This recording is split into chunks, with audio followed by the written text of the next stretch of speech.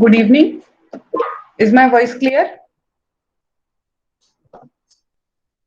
Please mark your attendance in the chat box. Okay.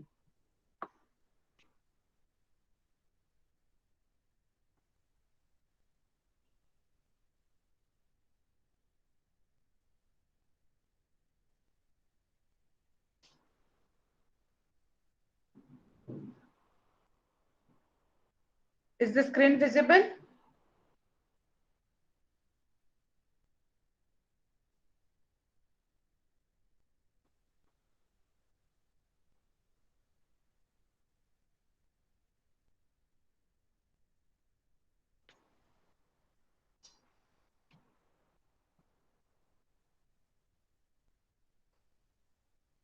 Okay, thank you.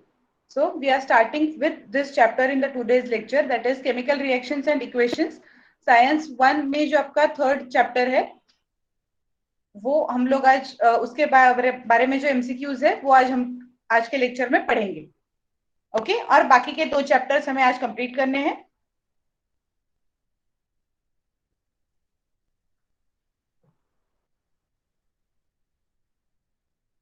Okay, सो मैं अभी मेरा just give me a moment. Okay, मेरा screen share करती हूँ आपके साथ. तो उसमें आपको प्रेजेंटेशन दिखेगा जिसमें एमसीक्यूज होंगे. So just let me know that वो प्रेजेंटेशन आपको दिख रहा है क्या.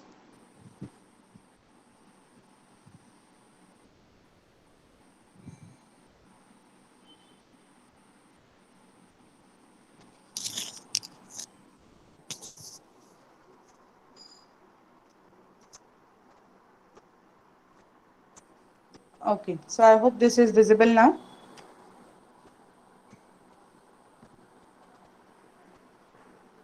The reaction between, we'll start with the first question. The reaction between lead nitrate and potassium iodide present in aqueous solution is an example of. Okay, ऐसा question है. तो एक रिएक्शन के बारे में बताया गया है और वो रिएक्शन कौन सी है. डिकम्पोजिशन, डिस्प्लेसमेंट, डबल डिस्प्लेसमेंट या न्यूट्रलाइजेशन, ऐसा सवाल है. ओके, सो अभी इसमें आपको क्या करना होगा. जब आपको ये सवाल का आंसर देना है तो लेड नाइट्रेट मतलब क्या, पोटेशियम आयोडाइड मतलब क्या, और उन दोनों में जो रिएक्शन होगी तो उसमें से क्या होगा वो आपको यहाँ पे समझ में आना चाहिए थोड़ा. Okay, so first is decomposition, second is displacement. So according to you what will be the answer. क्या इसका आंसर डिकम्पोजिशन होगा या इसका आंसर डिस्प्लेसमेंट होगा.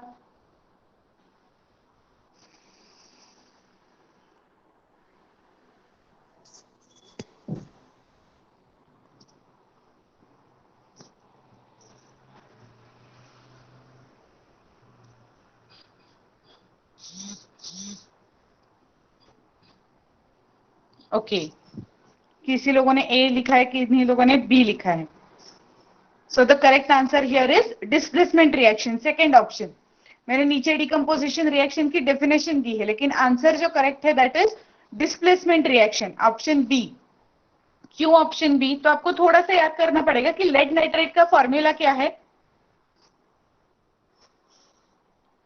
लीड नाइट्रेट का केमिकल फॉर्मूला क्या है.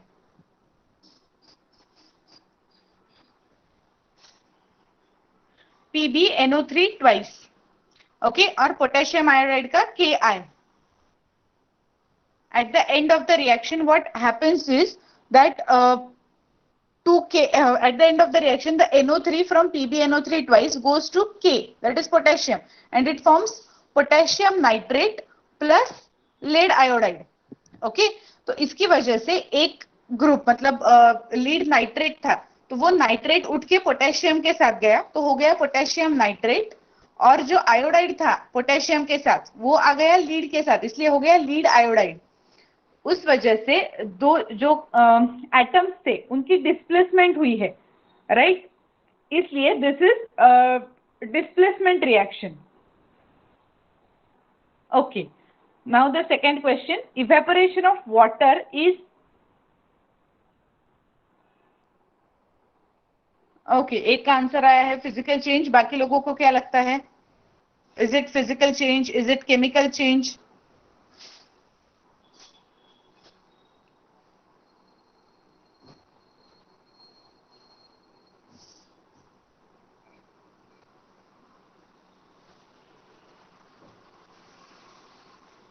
Yes, it is a physical change. Okay, chemical change नहीं है ये, क्योंकि केमिकल चेंज मतलब कौन सा रिएक्शन होता है, जैसे हमने ऊपर वाला रिएक्शन देखा, लेड नाइट्रेट पोटेशियम आयोडाइड, इनके बीच में जो हुआ ना वो केमिकल रिएक्शन था, मतलब कुछ दो केमिकल्स एक दूसरे के साथ इंटरेक्ट कर रहे हैं। ओके, तब जो रिएक्शन होगा that will be called as a chemical reaction, जहां पे किसी केमिकल का आंसर, जहां पे किसी केमिकल का इन्वॉल्वमेंट होगा वो। ओके, मैं जानबूझ के आंसर्स मार्क अभी नहीं करती, क्योंकि फिर आपको अगर आंसर ही सामने दिख गया तो क्या मतलब है, इसलिए लेक्चर में ध्यान दो, आपको आंसर समझ में आएगा। अगर तब भी कुछ डाउट रहता है तो I clear that doubt. Okay, don't worry. Okay, so in this case second option B is the correct answer, that is physical change. क्योंकि क्या हो रहा है, जो वाटर है, इवेपोरेशन में क्या होगा, वाटर का आगे जाके क्या बनेगा, इवेपोरेशन ऑफ वाटर, इतना अगर मैंने लिखा है तो उसमें वाटर का किस फॉर्म में जाएगा, वाटर वेपर बनेगा या steam, right.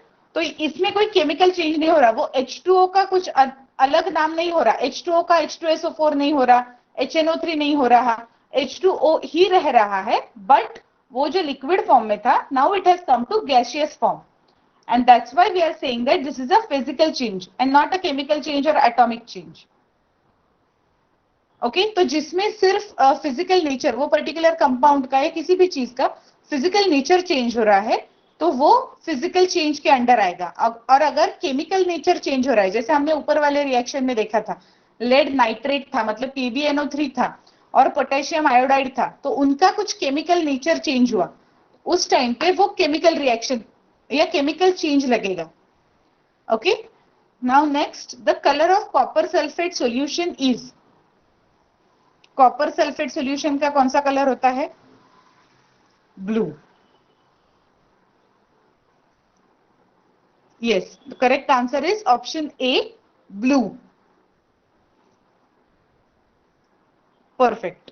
Now next, molecular formula for ozone is,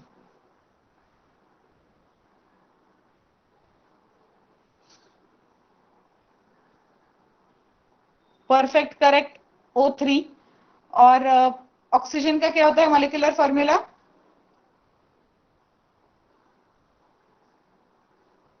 O2। और O2 प्लस O, ऐसा जब रिएक्शन होगा eight that time ozone is form. Okay, now next is the chemical reaction in which two or more products are formed from a single reactant, it is called as, the reaction type of reaction is called, O5 is nothing, वो ऐसे option में दिया है। Okay, एक का answer आया है decomposition reaction, बाकी लोगों का क्या है, डिस्प्लेसमेंट, डबल डिस्प्लेसमेंट, कॉम्बिनेशन।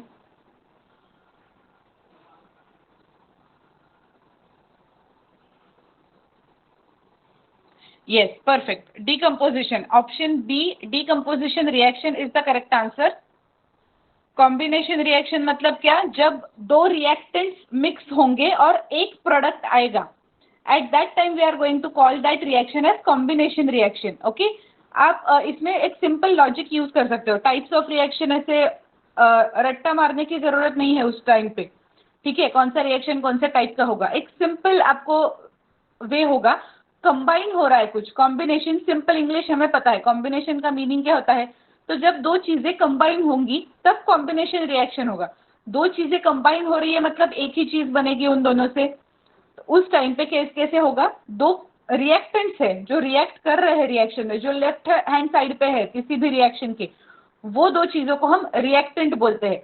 तो वो दो कंबाइन होके प्रोडक्ट बन रहा है, मतलब to reactants one product, or more number of reactants, less number of products, at that time what we are going to call for that reaction as combination reaction. Decomposition as the name suggests, कुछ चीज decompose हो रही है, right. Compose का मतलब क्या होता है कि कुछ ऐसे अच्छे से रहा है, और डिकम्पोज मतलब वो ब्रेक डाउन हो रहा है। तो जब एक प्रोडक्ट होगा और सॉरी एक रिएक्टेंट होगा, मतलब लेफ्ट हैंड साइड पे कोई एक चीज होगी, और राइट हैंड साइड पे मतलब वो एक रिएक्टेंट से जब दो चीजें बन रही हो, तब उसे हम लोग डिकम्पोजिशन रिएक्शन बनेंगे, क्योंकि one reactant and it is giving rise to two products, two और more products. Okay, coming to third, displacement. Displacement जैसे हम लोग word as the name suggest, something is displacing, मतलब खुद की प्लेस छोड़ के वो कहीं और जगह जा रहा है. Okay, now next is the reaction in which heat is absorbed from the outside is called. कौन से रिएक्शन में हीट एब्सॉर्ब होता है? Answer A, endothermic reaction is the correct option. Why? इसमें भी ऐसा नहीं है कि आपको याद रखना है या रट्टा मारना है या ऐसा कुछ है, कुछ भी जरूरत नहीं है. आप सिंपली जो वर्ड आता है उसे स्प्लिट कर पाओगे. ठीक है, जैसे एंडो, एंडो का मीनिंग क्या होता है? अंदर. राइट, इतना इंग्लिश तो हमारा अभी तक 10th तक हम लोग इतना इंग्लिश तो पढ़ ही लेते हैं. एंडो का मीनिंग होता है अंदर. Thermic meaning something related to heat, thermal energy. Right, तो उस हिसाब से कुछ अंदर आ रहा है, that is thermal energy. That's why endothermic is reaction in which heat is getting absorbed. Okay, this and exothermic will be, वो next question में मैंने लिखा ही है, the reaction in which heat is evolved. evolved मतलब heat is given out. किसी भी reaction में अगर heat बाहर डालता है कोई substance तो वो क्या होगा?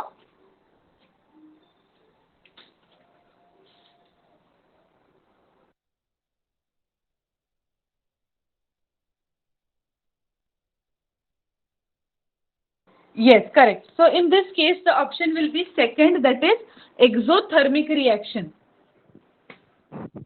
Right? Why? Because heat is getting out. Exo का meaning भी आपको पता चल ही जाएगा. Exo मतलब कुछ बाहर जा रहा है, तो उस चीज में exothermic मतलब heat is going out. Okay. So for 7th, the correct option is B, exothermic reaction.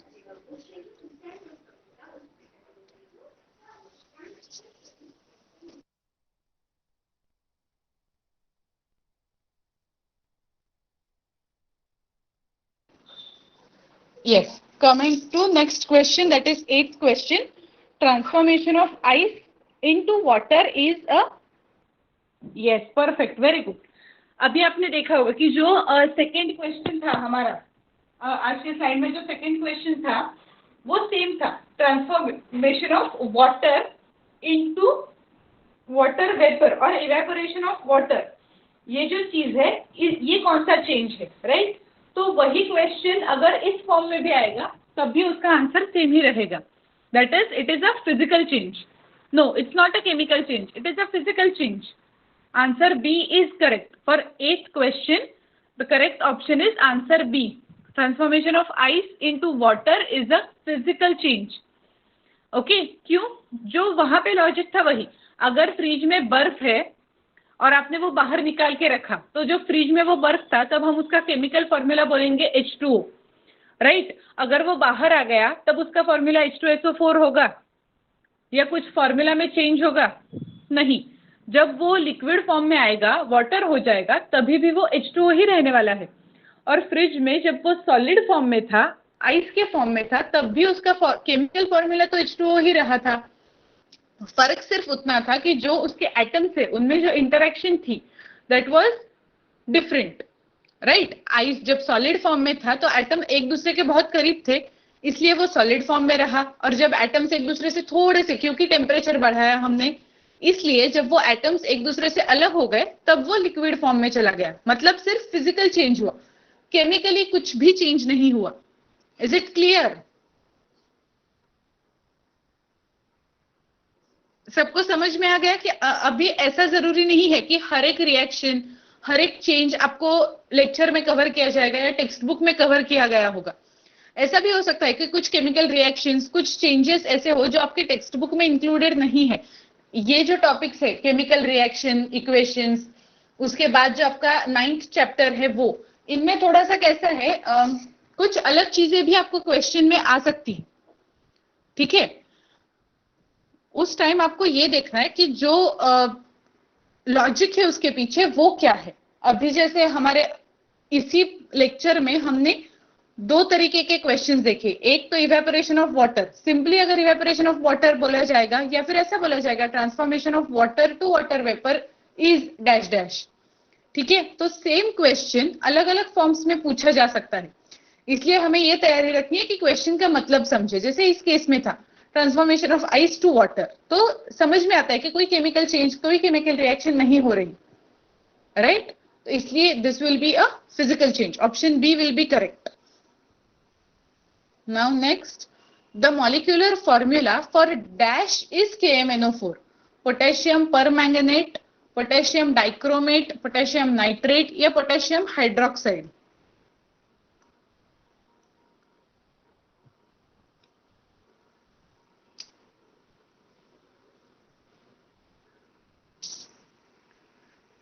Okay, बहुत सारे लोगों के अलग अलग ऑप्शंस आए हैं, so I'll tell you the correct answer. The correct answer in this case is potassium permanganate, KMnO4। Okay, अब ये चीज में थोड़ा सा, अभी जैसे मैंने इसमें KMnO4 मुझे लगा इसलिए इंक्लूड किया, एग्जामिनर KCl दे सकता है, NaCl दे सकता है, NaOH दे सकता है, कोई भी केमिकल दे सकता है, राइट। आपके जो चैप्टर है उसका नाम कैसा है, केमिकल रिएक्शंस एंड इक्वेशंस। सो जितने भी इक्वेशंस है वो सारे के सारे आप याद नहीं कर सकते, राइट। 10th में हो ऐसे कुछ सारे के सारे जो भी जितने भी इक्वेशंस है सब रट्टा मार लिया और बैठ गया एग्जाम देने के लिए, ऐसा नहीं हो सकता। जैसे आप ये नहीं कर सकते वैसे सिमिलर है कि जो टेक्स्ट बुक में जितने आपको केमिकल इक्वेशंस दिए हैं या केमिकल रिएक्शन के केमिकल फॉर्मूला दिए हैं, सिर्फ उतने ही आपको याद रखना है या फिर सिर्फ उन पे ही सवाल पूछना है, ऐसा कोई कंपल्शन नहीं है एग्जामिनर पे भी, क्योंकि क्या है केमिकल इक्वेशन के बारे में उन्हें पूछना है, right. So the expectation from you is that you should know these many equations at least और केमिकल फॉर्मूले एटलीस्ट, राइट। तो उस वजह से आपको एक सिंपल लॉजिक या कैसे यूज कर सकते हो आप कि पोटेशियम के लिए कौन सा लेटर यूज किया जाता है। जैसे अब नाम में तो पोटेशियम है लेकिन वहां पे P कहीं पे भी नहीं दिख रहा, आपको K दिख रहा है। सो पोटेशियम के लिए जो लेटर सिंगल लेटर यूज किया जाता है दैट इज K। जैसे KCl होगा तो पोटेशियम क्लोराइड होगा, KI होगा तो पोटेशियम आयोडाइड होगा, राइट। तो उस तरीके से अब जैसे अगर मैंने पूछा कि सोडियम हाइड्रोक्साइड का फॉर्मूला क्या है मॉलिक्यूलर, तो क्या जवाब दोगे आप। ऐसा भी सवाल आ सकता है, द मॉलिक्यूलर फॉर्मूला और the chemical formula for sodium hydroxide is dash dash, right। So the correct option here will be NaOH। Why? Because for sodium the single letter word which is used is Na, abbreviation for sodium is Na, that's why we are going to call it as NaOH। अब अगर आपको ये पता चल गया है कि sodium के लिए Na यूज होता है, तो आपके सामने कोई भी Na का फॉर्मूला आ जाए, जैसे NaCl आ गया, ओके तो आपको ये तो क्लियर होगा ना कि भले ही आपको Cl के बारे में अभी पता नहीं है, ऐसा इमेजिन कीजिए आप सबको ही पता होगा, आप लोग होशियार हो बहुत, आपको ये फॉर्मूला पता है तो आपको बहुत सारे पता होंगे और ज्यादा।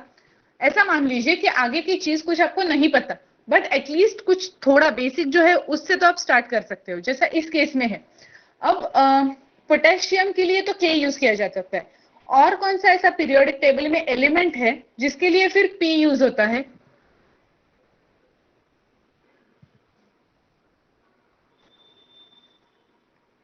पोटेशियम के लिए तो हमने देख लिया कि पोटेशियम के स्पेलिंग में कहीं पे भी K नहीं है, राइट। पूरा का पूरा स्पेलिंग में कहीं पे भी K नहीं है, फिर भी उसका जो एब्रिविएशन है दैट इज K। तो अब P किसके लिए यूज किया जाता है फिर, कोई ऐसा एलिमेंट है आपको पता कि जिसमें P यूज होता हो। नहीं, लेड तो नहीं, लीड के लिए Pb होता है। Yes correct, very good. Phosphorus, phosphorus में P यूज होता है। तो आपने कभी पीरियोडिक टेबल सीखा है इसके पहले, 9th में 10th में, अभी करिकुलम में पीरियोडिक टेबल पता है क्या है, राइट। तो अभी जैसे हमने देखा कि सोडियम में भी कहीं पे भी Na का जिक्र नहीं होता, फिर भी सोडियम का जो मॉलिक्यूलर फॉर्मूला है वो Na है। पोटेशियम के मॉलिक्यूलर फॉर्मूला में K जाता है सिंगल लेटर एब्रिविएशन में। सिमिलरली लीड के में इसमें Pb जाता है। तो ये क्यों है पता है आपको, एनी गेसेस। ये सारे लेटर्स ऐसे कुछ भी लगा मुझे तो मैंने ऐड कर दिया, ऐसे किए गए हैं या कुछ स्पेसिफिक लॉजिक है उनके पीछे? सोडियम है तो एसओ कर लेते, पोटेशियम है तो पीओ कर लेते, फास्फोरस के लिए पीएच कर देते, right. Other names, Latin names. ये जो सारा इन्वेंशन हुआ है that is in some other time, right. बहुत साल पहले इनके इन्वेंशंस हुए, तो जब उनके इन्वेंशंस हुए तब जो लैंग्वेज यूज हो रही थी that was Latin, Greek and Latin. तो तब वो टाइम पे जो उस पर्टिकुलर एलिमेंट का नाम है उसका एब्रिविएशन बनाया गया है, और उसके आगे जाके अब भी जो सिस्टम है उसके हिसाब से इंग्लिश नेम यूज होते हैं. इसलिए ये थोड़ा सा डिफरेंस है. तो ये क्या चीज होती है कि जैसे आप पीरियोडिक टेबल का इस्तेमाल आगे करने लगोगे आपको ये सारी चीजें याद रहने लगेगी कि कौन से चीज के लिए कौन सा एब्रिविएशन यूज किया जाता है. जो बेसिक है वो हमें याद रखने हैं इस एग्जाम के लिए. जैसे कि MnO4 है तो Mn का क्या होता है, तो वो Mn मैंगनेट के लिए यूज किया, मैंगनीज के लिए यूज किया जाता है, इसलिए यहाँ पे पोटेशियम परमैंगनेट आया. Okay, now next, the chemical reaction in which reactant combines with oxygen or loses hydrogen to form product is called?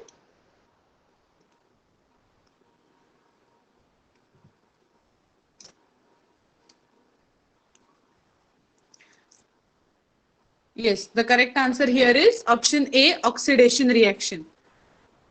Okay, why oxidation? Because in any reaction when something combines with oxygen we call it simply as oxygenation or oxidation, sorry, oxidation. Okay, आणि और जो process दी गई है इसमें combines with oxygen और loses hydrogen, it is the same process, right. So this is oxidation. What is reduction? Reduction is something in which hydrogen is accepted and oxygen is lost.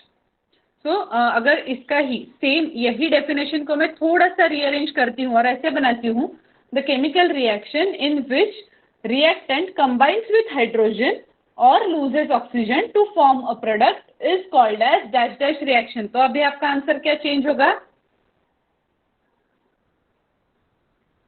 Reduction हो जाएगा. Correct, very good. और the chemical reactions in which there is interchange of oxygen and hydrogen is known as redox reaction. Okay, जहां पे सिर्फ ऐसा word किया जाएगा interchange, ये जिसमें सिर्फ ऑक्सीजन और हाइड्रोजन का आइदर लूज और गेन, ये स्पेसिफिकली बताया नहीं गया है. लूज और गेन ऑफ ऑक्सीजन और हाइड्रोजन ऐसा अगर वेगली कहा जाए तो तब वो रेडॉक्स रिएक्शन होता है. Okay, redox is a short form use for reduction and oxidation. जब आपको ऐसा बोलना है कि रेडॉक्स रिएक्शंस मतलब क्या, तो ऐसी कुछ रिएक्शंस जिनमें ऑक्सीजन और हाइड्रोजन ये आइदर रिएक्शन में यूज किए जाते हैं और लूज किए जाते हैं, मतलब कंबाइन होंगे या लूज होंगे, तो वो रिएक्शन को रेडॉक्स बोलते हैं. अब स्पेसिफिकली रेडॉक्स का भी स्पेसिफिक दो टाइप्स कौन से है, तो रिडक्शन जिसमें there will be a gain of hydrogen and loss of oxygen, and the second will be oxidation in which there is gain of oxygen and loss of hydrogen. Okay, तो ये दो oxidation और reduction, इन दोनों को मिलके ये word frame किया गया है redox. Is it clear? For 10th the correct answer is 10th question, the correct answer here is oxidation.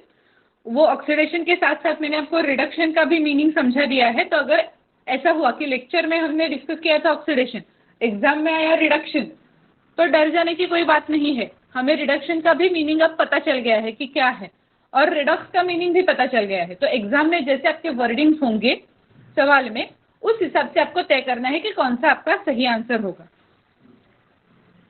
Okay, now next, the rate of reaction dash on increasing the temperature. अब rate of reaction, किसी भी reaction के rate के ऊपर क्या फर्क हो जाता है अगर हमने टेम्परेचर इंक्रीज किया. Is that rate increases, decreases, कुछ फर्क नहीं पड़ता, रिमेन्स द सेम और sometimes increases. Yes, correct, increases. Perfect.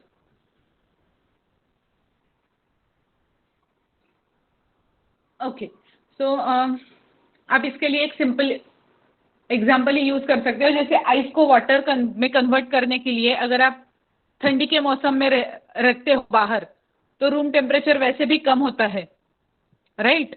तो वो रूम टेम्परेचर कम होने की वजह से आइस को मेल्ट होके वाटर में ट्रांसफॉर्म होने में थोड़ा सा टाइम ज्यादा लगेगा as compare to summer season, right? क्यों? क्योंकि समर में टेम्परेचर ज्यादा होता है, और जो चीज हमें कुछ फास्ट करनी है तो उसके लिए हम लोग अगर वो आइस डायरेक्टली एक वेसल किसी बर्तन में लेके अगर हम लोग गर्म करते हैं, हीट एनर्जी प्रोवाइड करते हैं, टेम्परेचर बढ़ाते हैं, तो वो रिएक्शन फास्ट होता है। ओके, तो ऐसा जरूरी भी, अब जैसे आप देख सकते हो कि इस एमसीक्यू में इट इज नॉट इम्पोर्टेंट कि आपने पढ़ा है तो ही आपको आएगा, नहीं, आप सिंपली लॉजिक भी यहाँ पे इस्तेमाल कर सकते हो। जो घर पे चीजें होती है ना, उनसे थोड़ा लॉजिक डिराइव करना अगर आपने जान लिया ना, तो ऐसे जो कॉम्पिटिटिव एग्जाम्स के एमसीक्यू डिपेंडेंट क्वेश्चंस होते हैं उनके आंसर्स करना आपको बहुत आसान होगा। Okay, your answer is correct here. For 11th question the correct answer is option A, increases. Now, the substance taking part in chemical reaction are called. The substances taking part in a chemical reaction are called.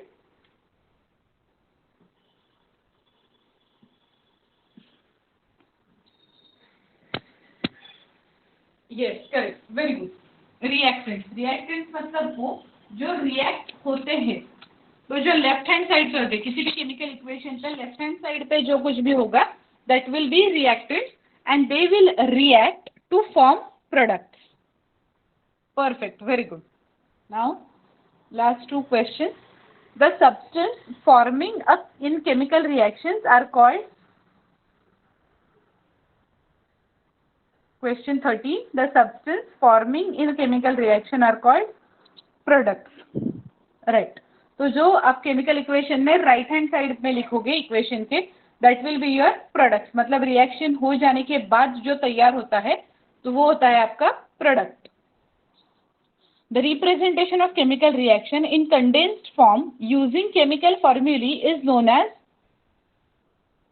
Scientific method, chemical equation, chemical change और chemistry. Yes, the correct answer is chemical equation. समझ में आया? Chemical reaction का condensed form मतलब कौन सा होता है?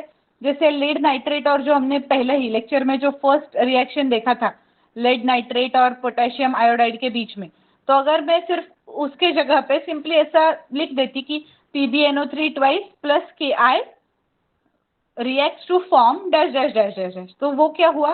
मैंने केमिकल फॉर्मूला यूज किया, डायरेक्टली उनके नाम नहीं लिखे, जगह बचाने के लिए या फिर इमीडिएटली वो ग्रास्प करने के लिए केमिकल फॉर्मूला लिख दिया। So that is considered under chemical equation. Okay, is it clear? कुछ डाउट्स है इस चैप्टर से रिलेटेड? क्योंकि this is the last question.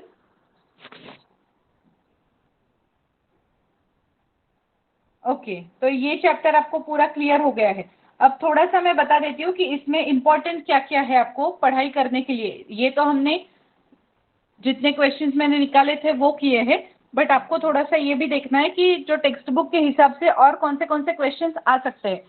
So the first thing that you have to do is go to page number 30 of your textbook and see that there are some identify physical and chemical changes from the phenomenon given in the following table.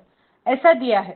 Okay, तो उसमें आपको क्या देखना है कि जो भी कुछ चीज दी गई हो वो ट्रांसफॉर्मेशन फिजिकल है या केमिकल है। तो आप ये कर सकते हो कि आप खुद से वो टिक मार्क्स करते जाइए उस टेबल में और फिर चेक कीजिए कि क्या वो सही है या गलत है। You can take help from Google.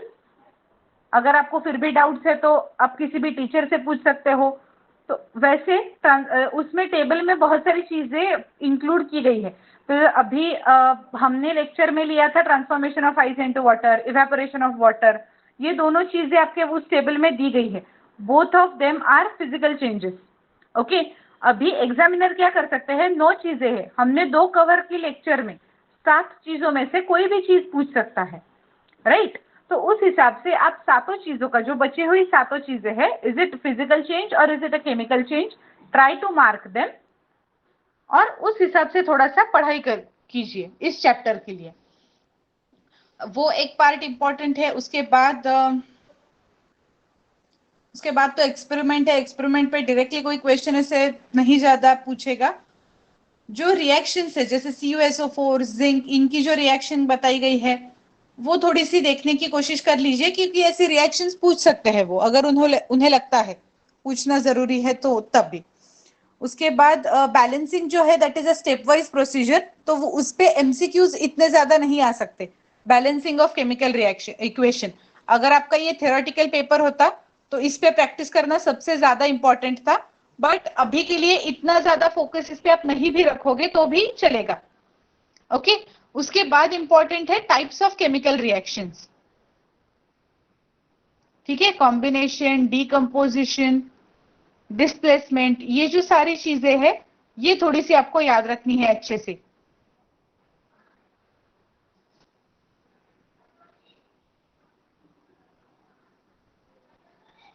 Okay endothermic, exothermic, इनके बारे में तो हमने पढ़ लिया है। टाइप्स ऑफ रिएक्शंस बहुत अच्छे से कीजिए, सो that will be sufficient I think. और जो केमिकल फॉर्मूला है सारे चीजों के जितने आपके टेक्स्ट बुक में इंक्लूड किए गए हैं एटलीस्ट उनका तो पढ़ लीजिए, बाकी ज्यादा और कुछ नहीं पढ़ा तो भी। तो ये आप करोगे तो this chapter will be finished for you. Okay ये चैप्टर के क्वेश्चंस आप आराम से आंसर कर पाओगे, इतना कुछ डिफिकल्ट नहीं है। सिर्फ केमिकल फॉर्मूला, रिएक्शन के टाइप्स और जो चेंजेस है वो फिजिकल है, केमिकल है या और कुछ टाइप के है, वो थोड़ा पढ़ना इंपॉर्टेंट है। Okay, so now we will start with the next chapter. I'll again share the screen.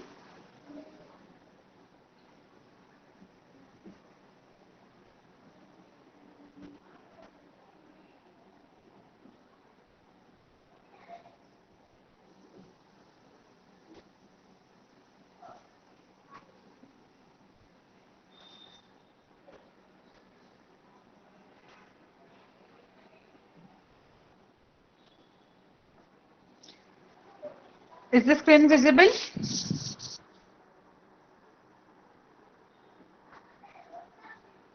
Okay, so the next chapter that we are going to deal with is metallurgy. आपने ये chapter पहले भी पढ़ा ही होगा। Metallurgy मतलब क्या होता है, सिंपली थोड़ा सा डेफिनेशन लिख के दीजिए so that we can start with MCQs.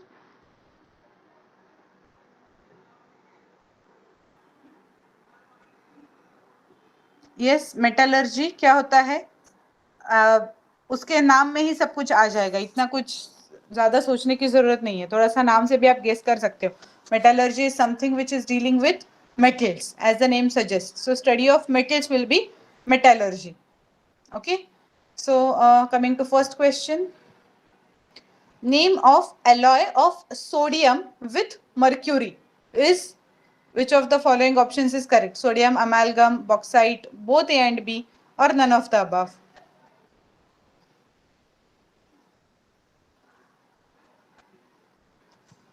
Okay आपका आंसर है सी, मतलब both A and B are correct. O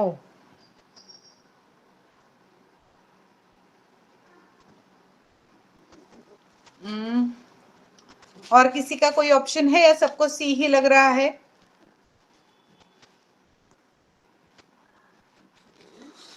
yes, correct answer is a, option A, sodium अमालगम। Bauxite का सोडियम और मर्क्यूरी से कोई भी लेना देना नहीं है। ओके तो बोथ ए एंड बी, ये तो ऑप्शन कभी भी नहीं आएगा, क्योंकि बी ये जो ऑप्शन है ना वो सही नहीं है। alloy of sodium and mercury is sodium amalgam. Okay, so correct answer here for question 1, the correct answer is option A, sodium amalgam. ठीक है, अगर हम लोग अभी देखने के लिए जाए तो ऐसा है कि इस सवाल में जो मैंने ऑप्शंस दिए हैं वो बहुत आसान दिए हैं। एक तो गैस ऐसा हो सकता है कि सोडियम ये नाम में है तो उसको ऑप्शन में से कहीं तो सोडियम आना चाहिए, राइट? तो ऐसे सोडियम आने वाला सिर्फ एक ही ऑप्शन है इसमें, sodium amalgam, so that will be your answer. इतना सिंपल लॉजिक यहाँ पे यूज किया जा सकता है। अगर एग्जाम में इस सिंपल तरीके से आता है तो वेल एंड गुड, आपको ये याद रखने की जरूरत कब पड़ेगी? अगर एग्जाम में ऐसा आया, पहला ऑप्शन दिया है सोडियम अमेलगम, सेकेंड ऑप्शन दिया है सोडियम हाइड्रोक्साइड, थर्ड ऑप्शन दिया है सोडियम क्लोराइड और फोर्थ ऑप्शन दिया है सोडियम और कुछ फलाना फलाना, तो उस टाइम पे सोडियम के आगे का जो वर्ड है ना वो इंपॉर्टेंट रहेगा आपके आंसर में। सोडियम तो चारों ऑप्शंस में दिया है, in that case your answer will be sodium amalgam and that will be difficult to answer. ठीक है, तो जैसे सवाल तो आसान ही है, सवाल तो सेम ही है, बट ऑप्शंस चुन के सवाल को और डिफिकल्ट या आसान किया जा सकता है एमसीक्यूज के टाइम पे। इस केस में मैंने आसान ही रखा था। सोडियम अमेलगम, ये सोडियम का जिक्र सिर्फ एक ही ऑप्शन में हुआ है, so compulsory that option will be correct. Okay, is it clear? Now coming to next question, common ore of aluminium is, yes, here the correct answer is option C, that is bauxite. Perfect. अब यहाँ पे मैंने एक metal का ओर लिया है। आपको text book में जितने सारे मेटल्स है और उनके ओर्स के नाम है वो याद रखने हैं, क्योंकि हमने लेक्चर में एल्यूमिनियम लिया, इसका मतलब ये नहीं होगा कि बोर्ड एग्जामिनर्स भी एल्यूमिनियम ही सिलेक्ट करेंगे, वो कुछ और भी सिलेक्ट कर सकते हैं। Okay, now next is the oxide that forms salt and water by reacting with both acid and base is known as which of the following oxides?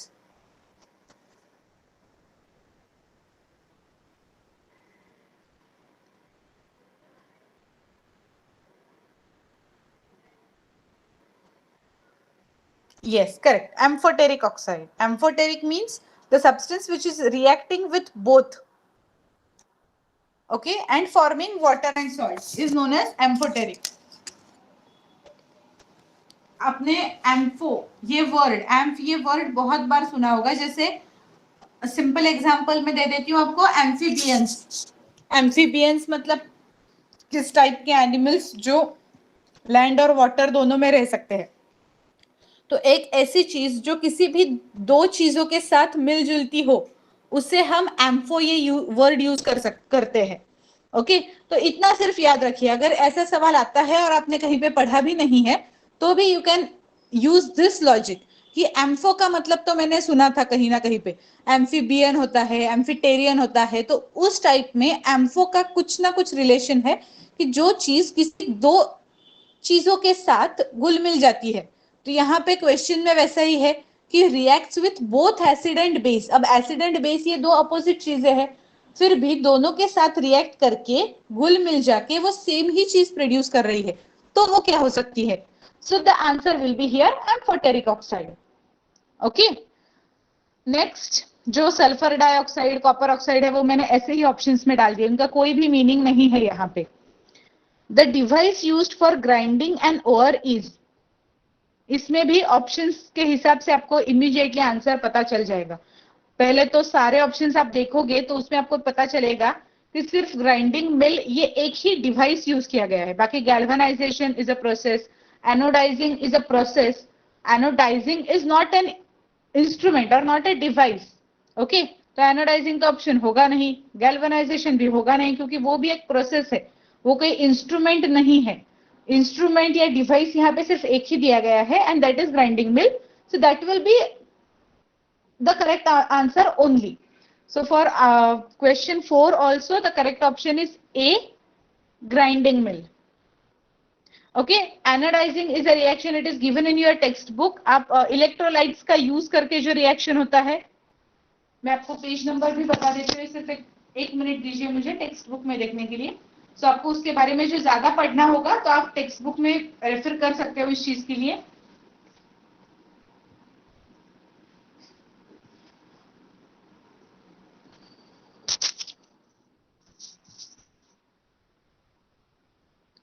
Okay, so you can come on page number 107, वहां पे anodisation दिया गया है आपको, जिसमें electrolytes होते हैं, anode होता है, कैथोड होता है। ओके, तो वही एनोडाइजेशन, मैंने सिर्फ एनोडाइजिंग ऐसा ऑप्शन में डाला है, प्रोसेस सेम है। Okay, so you can come on to page number 107 of your science part 1 textbook and you can read more about anodization from that.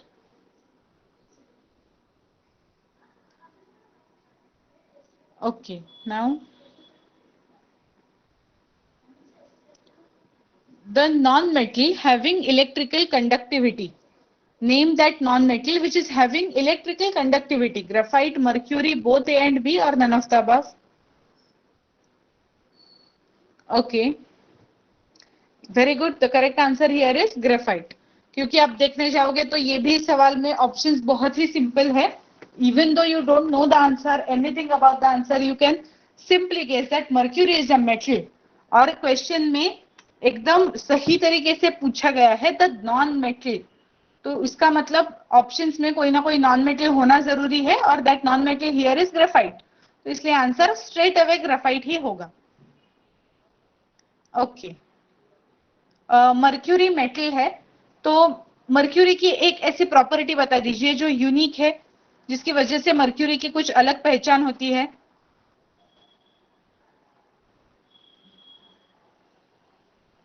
Do you remember such property of mercury? It's liquid. It's metal and it's a liquid.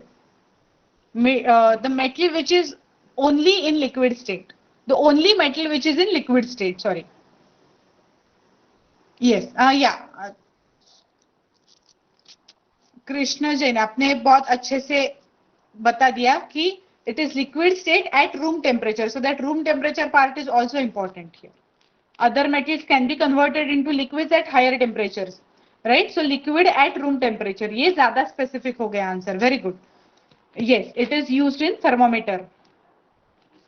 Okay, now next question. The reagent that dissolves noble metals is?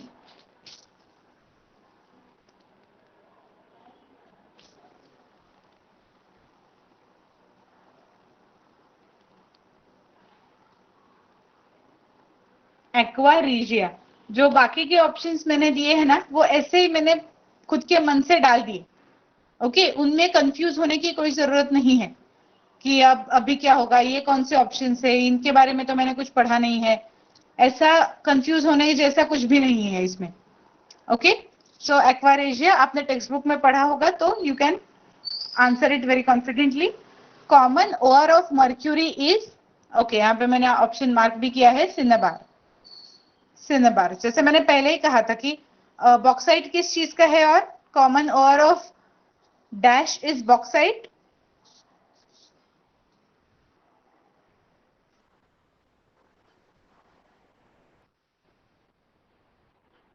Bauxite किस चीज का common ore है?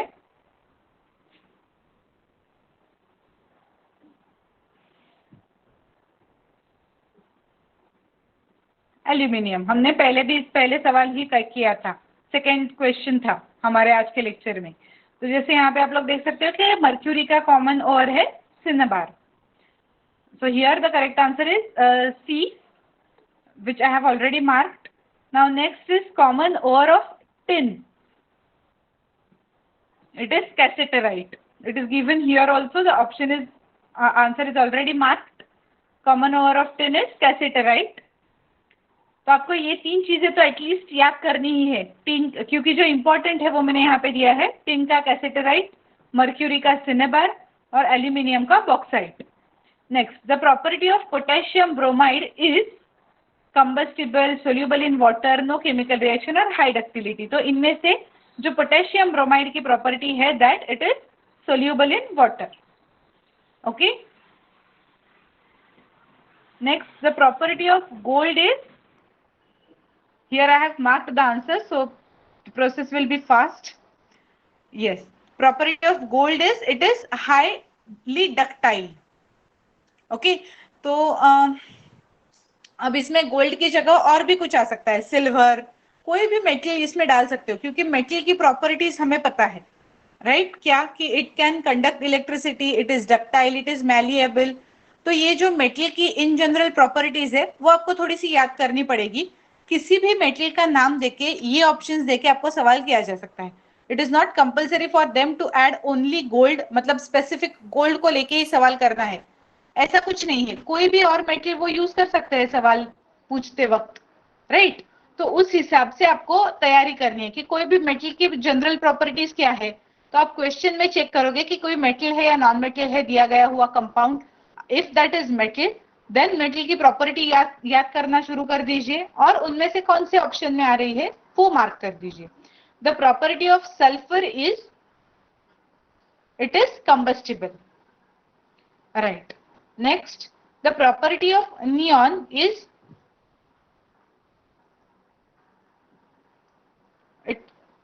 It gives no chemical reaction. कुछ भी chemical reaction में वो interact part नहीं लेता, रिएक्ट नहीं करता किसी भी चीज से, Okay, yes, very good. Now, next, in this method, a thin layer of zinc is applied to prevent corrosion of iron or steel. तो ऐसी कौन सी मेथड है? So that method is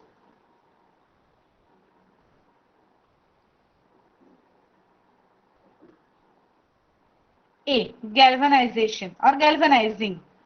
Okay. ये थोड़ा सा सिंपल करने के लिए आपको क्या क्या करना है? तो जो कोई भी मेथड्स आपके टेक्स्ट बुक में दी गई है, try to go through them. जैसे अभी इसमें मैंने गैल्वेनाइजेशन का डेफिनेशन दे दिया. अब एग्जाम में वो क्या सवाल पूछ सकते हैं कि galvanisation is a reaction in which dash dash metal is applied to prevent corrosion of iron और स्टील. ओके, तो गैल्वेनाइजेशन तो उन्होंने ही बता दिया था, सिर्फ आपको जिंक ये फिल इन द ब्लैंक में था, राइट? तो अभी जैसे आप लोग पढ़ाई कर रहे हो, अपनी खुद की रिवीजन कर रहे हो मान लो, तो तब सिर्फ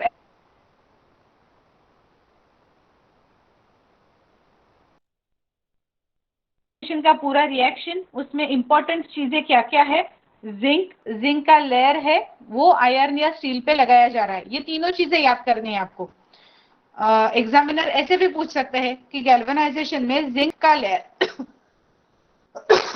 एक्सक्यूज मी, गैल्वेनाइजेशन में जिंक का लेयर किन चीजों पे या किन मेटल्स पे, किन अलॉयज पे पुट किया जाता है. ओके, तो उस टाइम आपको आंसर में आयरन या स्टील ये जवाब में आ जाएगा. तो ऐसे आपके ऑप्शंस और जवाब इन चीजों पे चेंज हो गए कि एग्जामिनर क्या पूछ रहे हैं. Okay, now last 3 questions. In this method, a less reactive metal is coated on a more reactive metal by electrolysis. So what will be the answer? 14th question is electroplating. Okay, तो electroplating anodisation जो reaction था उसमें भी ये था कि electroplating मतलब, और अब इसमें भी आपको थोड़ी सी हिंट मिल सकती है क्वेश्चन से ही. कैसे? तो इलेक्ट्रोलिसिस ये वर्ड यूज किया जा रहा है, right? So that word itself is a hint. Electrolysis तो something related to electrons, lysis मतलब ब्रेकअप. तो नीचे इलेक्ट्रॉन्स का कहाँ पे जिक्र किया जा रहा है, ये वर्ड कहाँ पे इस्तेमाल किया जा रहा है, ये लेटर्स कहाँ पे दिख रहे हैं? तो ऑप्शन सी में ही, सिर्फ इलेक्ट्रोप्लेटिंग में ही ये वर्ड्स दिखाई दे रहे हैं. So in that case your correct answer will be electroplating. Okay, now next is, in this method a layer of molten tin is deposited on metals and the correct answer will be B, tinning. तो यहाँ पे भी directly hint मिल रही है कि molten tin is used. तो tin नहीं ही आपको आंसर मिल रहा है कि tinning ही प्रोसेस का नाम भी होगा, क्योंकि जो चीज यूज की जाती है उस चीज के हिसाब से ही उस प्रोसेस का या उस मेथोडोलॉजी का नाम दिया जाता है. तो इसलिए यहाँ पे भी tin यूज किया गया, तो इसलिए मेथड का नाम दे दिया tinning. Okay, is it clear for 15th option, for 15th question, why the method is known as B, option B, tinning?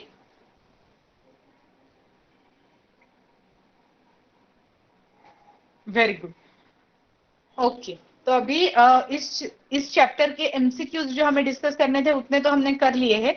अभी मैं जैसे मैंने पहले चैप्टर के लिए बताया था, ये चैप्टर्स थोड़े ज्यादा बड़े हैं, तो इसलिए कुछ चीजें ऐसी होंगी जो आपको खुद से पढ़नी होंगी.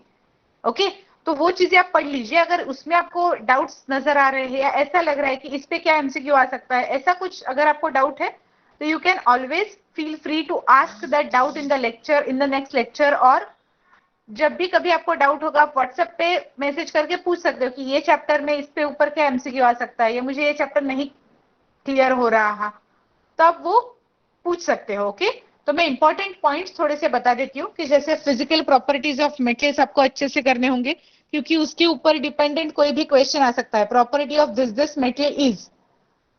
ओके, उसके बाद अभी जैसे इसमें थोड़े से मेटल के लिए डेफिनेशंस है, उनकी कुछ स्पेसिफिक प्रॉपर्टी है. जैसे sonorous metals, that is from some metals sound is produced. Okay, तो वो उन मेटल्स को सोनोरस मेटल्स बोलते हैं. इस पे भी क्वेश्चन आ सकता है एग्जाम में. और फिर Physical properties of non-metals are also important. Chemical properties of metals, that is उनकी रिएक्शन हर एक चीज से, ऑक्सीजन से, हाइड्रोजन से किस फॉर्म में होती है. सिर्फ ऊपर ऊपर पढ़ोगे ये बातें जो रिएक्शन वाली है तो भी चलेगा. Reaction of metals with oxygen with nitric acid, वो किस फॉर्म में रिएक्ट होते हैं वो देखना जरूरी है. ओके उसके बाद आता है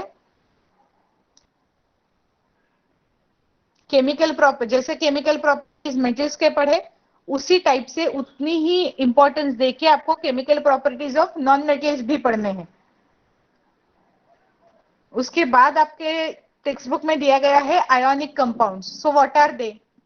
ओके आयोनिक कंपाउंड्स मतलब क्या होता है, उनकी स्पेसिफिक प्रॉपर्टीज क्या होती है, उनकी रिएक्शंस कैसे होती है, वो सारी चीजें थोड़ी सी एक बार देख लीजिए.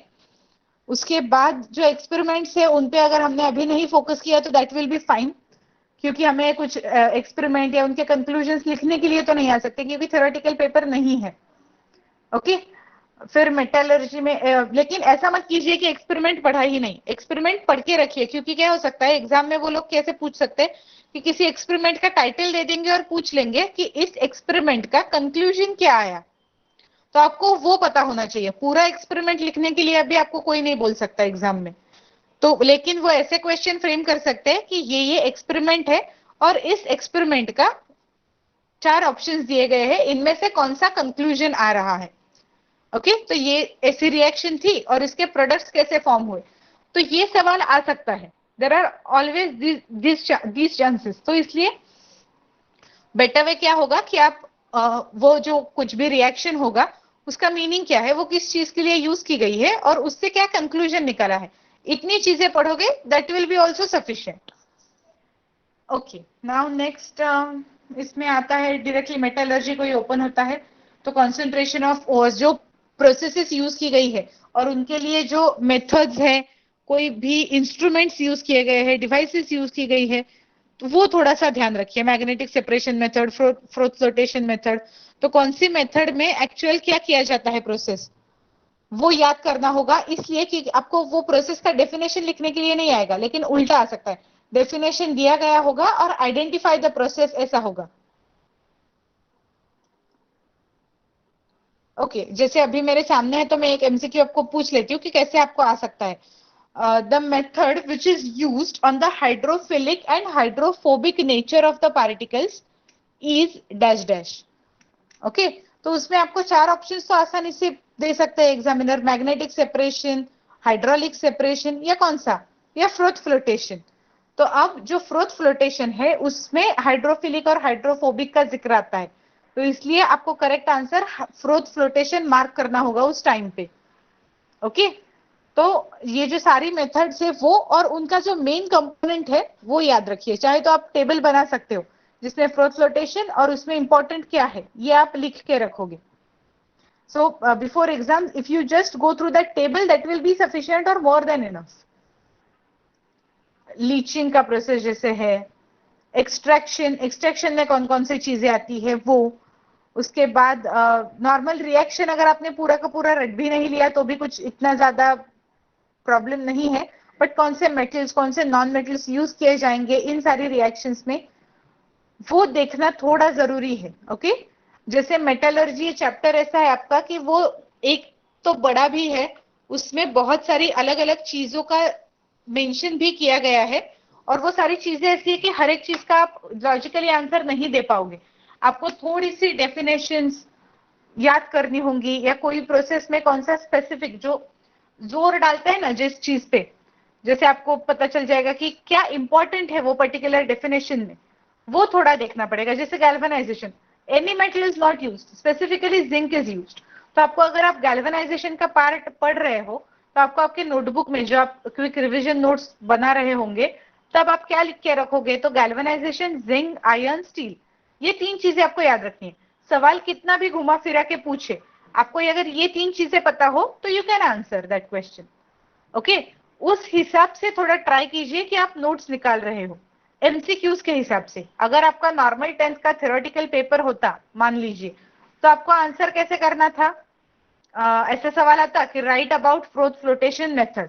ठीक है अब यहाँ पे भी इंपॉर्टेंट तो ये होता ही है कि आपको जिस्ट लिखना है, फिर भी अगर आपको कुछ थोड़ा बहुत मिस भी हो जाता है तो भी 4 की जगह 3.5 मार्क्स तो मिल ही जाते हैं, उसमें इतनी कोई दिक्कत नहीं होती।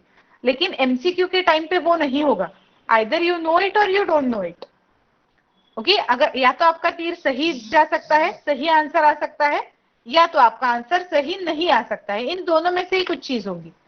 इसलिए थोड़ा ज्यादा पढ़ना एमसीक्यूज के लिए जरूरी होता है और ये चीजों पे फोकस करना होता है कि जो इंपॉर्टेंट पॉइंट है वो आप याद रख रहे हो या नहीं। Okay, so this was all about your metallurgy chapter. Is it clear? Understood perfectly?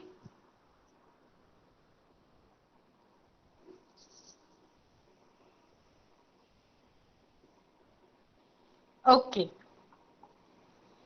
Very good.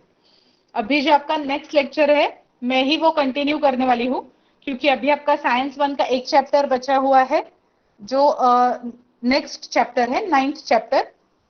Okay, तो आपको मीटिंग लीव करने की और रीज्वाइन करने की कोई जरूरत नहीं है, you can stay in this meeting itself. यही मीटिंग हमारा कंटिन्यू होगा। ओके, तो आपको लीव करके फिर से ज्वाइन, जैसे हम लोग बाकी लेक्चर्स में आप आज तक आप करते आए थे, वैसा करने की कोई जरूरत नहीं है।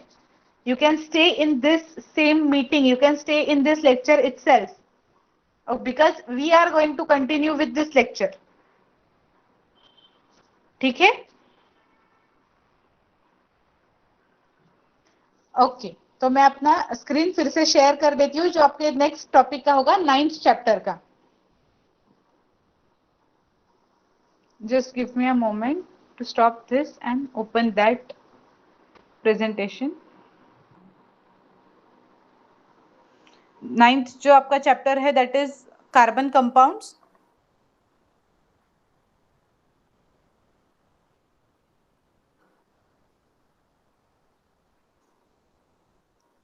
ओके, अभी बता दीजिए स्क्रीन विजिबल है?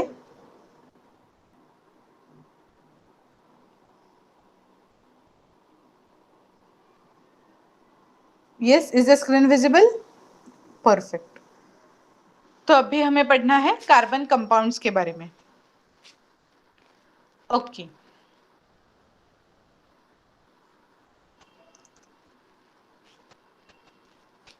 कार्बन कंपाउंड्स में आपके चैप्टर में क्या क्या चीजें हैं कि कार्बन से रिलेटेड जितने भी कंपाउंड्स है, जैसे हम लोग CH3, alcohol, esters, fatty acids, carbohydrates, ये जो सारी चीजें होती है, जो किसी भी ऐसा कंपाउंड जिसमें C यानी कार्बन हो, so that will be called as a carbon compound. Organic compounds are included, all organic compounds are included under carbon compounds.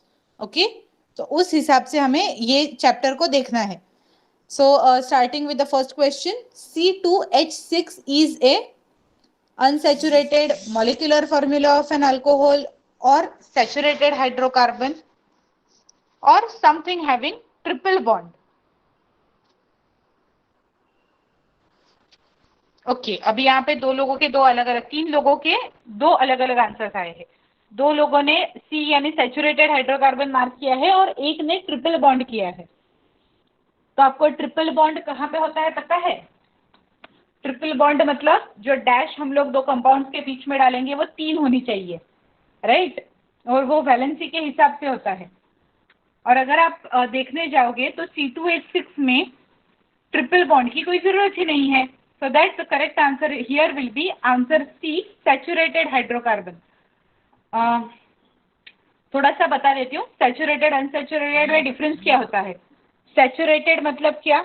ऐसे कोई कंपाउंड्स जिनमें मोर देन 1 बॉन्ड की जरूरत नहीं है, वो खुद ही सफिशिएंट है, उसको बॉन्डिंग और ज्यादा करने की जरूरत नहीं। तो C2H6 मतलब कौन सा बॉन्ड हुआ? 2 CH3, 2 मिथाइल ग्रुप्स के बीच में जो बॉन्ड होगा that will be your C2H6 bond, and therefore here the correct answer will B saturated.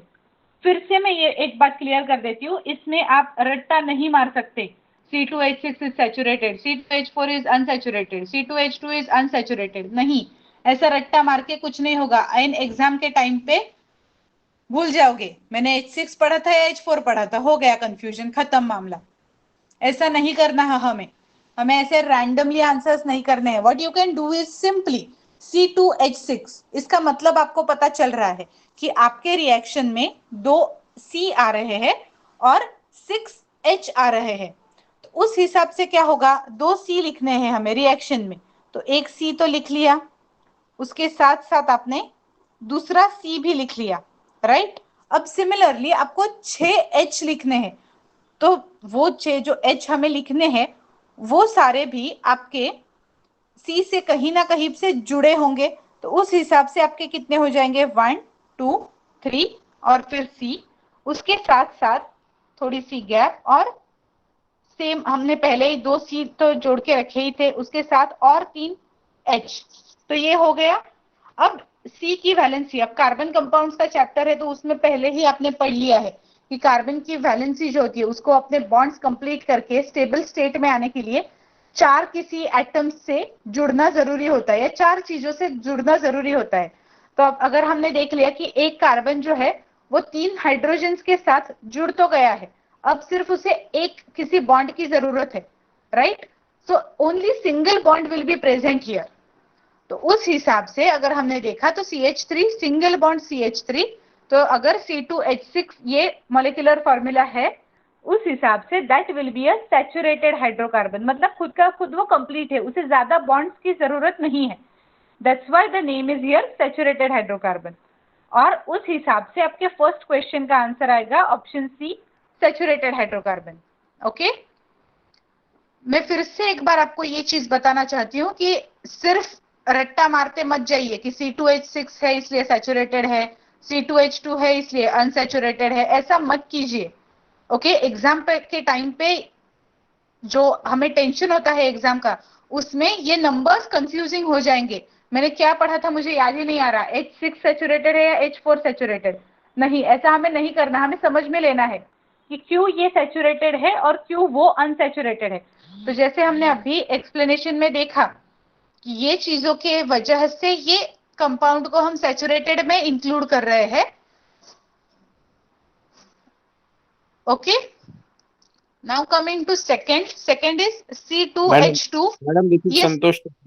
May I disturb? yes sir, sure. Yeah. Students and madam, we just wanted to inform you that today's class will not have any break. It will continue till madam finish science 1 syllabus. So you are now this particular topic, next topic. So madam will wind up somewhere around 9:30, 9:45. So today don't leave class and don't rejoin. Madam will continue, and then once she finishes, you can just leave the class. Madam, is it okay? Yes sir, thank you. Yeah, yeah. So just for your information, nothing else. Thank you so much. Sorry for disturbing. Please continue. Okay, thank you sir. Okay, so what will be answer for second question? C2H2 is a unsaturated molecular formula of an alcohol, saturated या triple bond. Perfect, very good, triple bond. अब यहाँ पे दो answer choices actually हो सकते हैं. Unsaturated hydrocarbon भी आप यहाँ पे बोल सकते हो. ओके, तो जब मैंने ऑप्शंस इसमें डाले तब मैंने इतना गौर से नहीं देखा था, तो उसकी वजह से दोनों चीजें रह गई है. So in this case answer unsaturated hydrocarbon and triple bond both are correct. Okay, जैसे ट्रिपल बॉन्ड करेक्ट है वैसे ए भी करेक्ट ही है. अब अगर आप देखने जाओगे तो ज्यादा correct, most correct option will B triple bond only. तो इसलिए ट्रिपल बॉन्ड अभी के लिए मार्क कर लीजिए और याद रखिए कि अनसैचुरेटेड हाइड्रोकार्बन ये भी सही ऑप्शन है. अगर इन ऑप्शंस में मैं ऐसा डालती हूं both A and D, then your choice of option will be that both A and B जिसमें आएगा वो आपको ज्यादा मार्क करने में प्रेफरेंस देना है. ठीक है, अभी के लिए बोथ ए एंड डी ऐसा कुछ ऑप्शन नहीं है आपके सामने स्क्रीन पे, तो इसलिए triple bond will be the most suitable answer. अगर both A and D option होता है so you have to mark that, क्योंकि जो C2H2 होगा वो भले ही ट्रिपल बॉन्ड है, अनसैचुरेटेड भी है. Okay, now next CH4O is, options तो सेम ही है जैसे पहले वाले क्वेश्चंस में थे. CH4 और उसके साथ साथ O आ रहा है।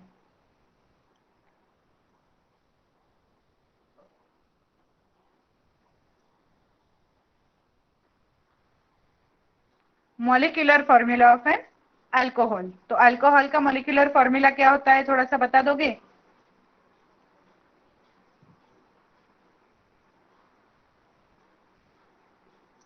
कैसे लिखते हो आप chemically? C2 sorry CH, yes, OH is main thing which is there in alcohols, ethanol. So CH3OH ऐसा आपका एक्चुअल मॉलिक्यूलर फॉर्मूला जो होता है वो यूज किया जाता है।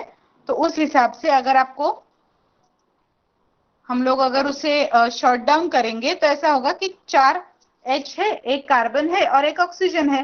तो उस हिसाब से CH4O is the molecular formula of an alcohol.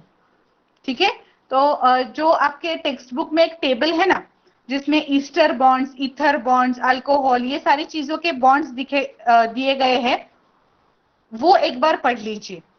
उससे क्या होगा कि आपको सब चीजों के जो ऐसे फॉर्मूला है, केमिकल फॉर्मूले है, वो याद रह जाएंगे। और उस हिसाब से जैसे अभी अल्कोहल का पूछा गया, एग्जाम में अगर ईस्टर का भी आए तो भी you should be able to answer. Now next is C3H6 is a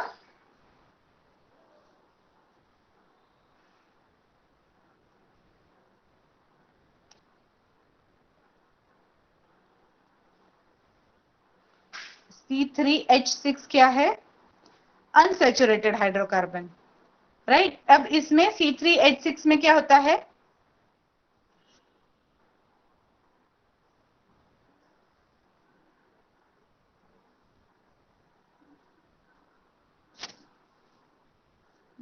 next question, name the monomer of polysaccharide. Polysaccharide जो होते हैं उनमें मोनोमर कौन सा प्रेजेंट होता है? ग्लूकोज, न्यूक्लियोटाइड, अमीनो एसिड और none of the above?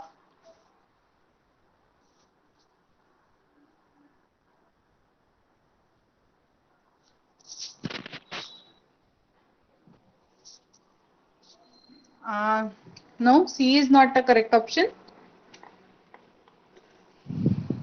A, glucose is the correct answer. Okay. अभी इसमें भी एक चीज पहली जो इंपॉर्टेंट है, दैट इज एक टेबल है इसके ऊपर आपके टेक्स्ट बुक में, वो पढ़ लीजिए। उसमें आपको मोनोमर्स और पॉलीमर्स के नाम याद रहेंगे, नाम होंगे। तो पहली चीज तो वो कीजिए। उसके बाद भी ऐसा लग रहा है कि टेबल तो पढ़ लिया था, पर अभी एग्जाम में आप बैठे हो और कंफ्यूजन हो रहा है कि पॉलीसैकेराइड का क्या था, प्रोटीन का क्या था और किस चीज का क्या था, वो याद नहीं आ रहा। But you can simply do is go through the name. Saccharide ऐसा लिखा है, okay. Sacchar is something related to sweetness. Saccharose पढ़ा होगा ना, शुगर से रिलेटेड है। शुगर से रिलेटेड ऑप्शंस में क्या आ रहा है? ग्लूकोज है। सो ऐसे भी आप आंसर मार्क कर सकते हैं। पहली चीज तो इंपॉर्टेंट ये है कि आपको टेक्स्ट बुक पढ़ना है, okay. That topic is cancelled और वाज कैंसल्ड? अभी के सिलेबस में आपका ये टॉपिक इंक्लूडेड नहीं है, या ऐसा था कि अगर आपको थियोरेटिकल पेपर्स लिखने थे तब टाइम पे कैंसिल किया गया था? Okay, monomers and polymers is cancelled, okay okay, no problem no problem. ठीक है, बट जैसे अभी लेक्चर मैंने इंक्लूड कर ही दिया है, और भी एक दो क्वेश्चंस मैंने इस टॉपिक पे इंक्लूड कर दिए है, so will shortly discuss those questions. अगर आता है कोई सवाल तो भी आंसर दे सकते हो, नहीं आता है तो वेल एंड गुड, कोई नुकसान नहीं होगा हमारा थोड़ा सा डिस्कस करने से। तो glucose is a monomer for polysaccharide, nucleotides are monomers for DNA and RNA, amino acids are monomers for proteins, okay। तो इतना याद रख लीजिए, सिर्फ कुछ नुकसान नहीं होगा इससे। 10th के एग्जाम में नहीं लगा तो भी आगे के एग्जाम्स में लगेगा ही, तो इसलिए सिर्फ याद करके लीजिए, दैट्स इट। अगर एग्जाम में नहीं आता है तो कोई प्रॉब्लम नहीं। International union sorry, full form of IUPAC is, yes, International Union for Pure and Applied Chemistry. Indian ऐसा कुछ नहीं है, इंडियन यूनियन नहीं है, ये इंटरनेशनल है। और that's why it is important, क्योंकि जो फुल वर्ल्ड वाइड इंटरनेशनली जो कुछ भी नाम होगा that will be considered as a complete और perfect chemical name for that particular chemical compound. तो इसलिए वहां पे इंटरनेशनल ये इंपॉर्टेंट है, इंडियन नहीं है, इंटरनेशनल है। Next, ethanoic acid is commonly known as acetic acid, gluconic acid, itaconic acid or citric acid. Ethanoic acid.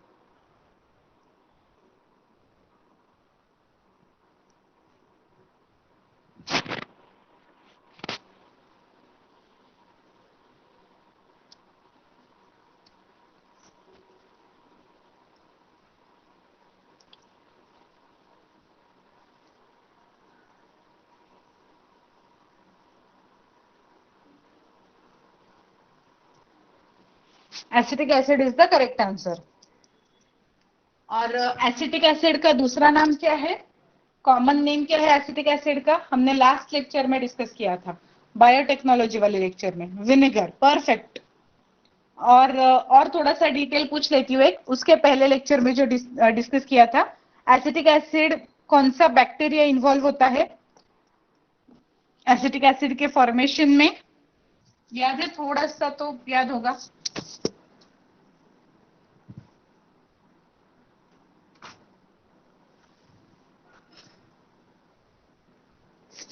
या फिर आप गेस कर सकते हो तो गेस कीजिए। नहीं, सैक्रोमाइसिस सेरेविसिया इथेनॉल में है ये, और वो फंगस है, एक स्पेसिफिक बैक्टीरिया है, and that bacteria is Acetobacter एसिटी। Okay, so that Acetobacter aceti is used in the production of vinegar or acetic acid. Saccharomyces cerevisiae, bread, bakery, ethanol. Next, substances having dash as the functional group are formed by a reaction between carboxylic acid and an alcohol. Very good, Esters correct. तो जैसे ये question मैंने frame किया, इसमें मैंने esters fill in the blank में रखा। Okay, substances having ester as the functional group are formed by reaction between carboxylic acid and an alcohol. इसमें कैसे भी घुमाया जा सकता है इस चीज को, जैसे मैं ईस्टर आपके सवाल में ही दे दूंगी, substances having ester as the functional group are formed by the reaction between dash dash and dash dash और carboxylic acid and dash dash। ठीक है, तो जैसे हमने गैल्वेनाइजेशन में 3 चीजें याद रखी थी, वैसे ही हमें यहाँ पे भी 3 चीजें याद रखनी है, ईस्टर, कार्बोक्सिलिक एसिड, अल्कोहल, ये तीनों एक साथ हैंड इन हैंड आएंगे। तो इसमें से कुछ भी अगर फिल इन द ब्लैंक होगा तो भी आपको आंसर देना जरूरी है, आंसर परफेक्ट आना जरूरी है, क्योंकि वो हमने पहले ही डिस्कस कर लिया है लेक्चर में। कभी कभी कैसा होता है, ईथर, ईस्टर, इन चीजों में थोड़ा सा कंफ्यूजन होता है, राइट? अभी जैसे हम लोग सिर्फ लेक्चर अटेंड कर रहे हैं, है ना? एग्जाम में क्या होता है, हमें खुद से आंसर करना होता है। सेकंड चीज, we have to do that, we have to be confident while answering that question. ऐसा नहीं होना चाहिए कि अंधेरे में चला दिया है बाण, पता नहीं सही आएगा तो आएगा, नहीं तो गलत आएगा, ऐसा नहीं कर सकते ना हम लोग। हमें ये भी एश्योरेंस होना चाहिए कि हमने जो आंसर मार्क किया है वो करेक्ट ही है, क्योंकि हमें उतने ज्यादा मार्क्स लाने हैं, इसलिए।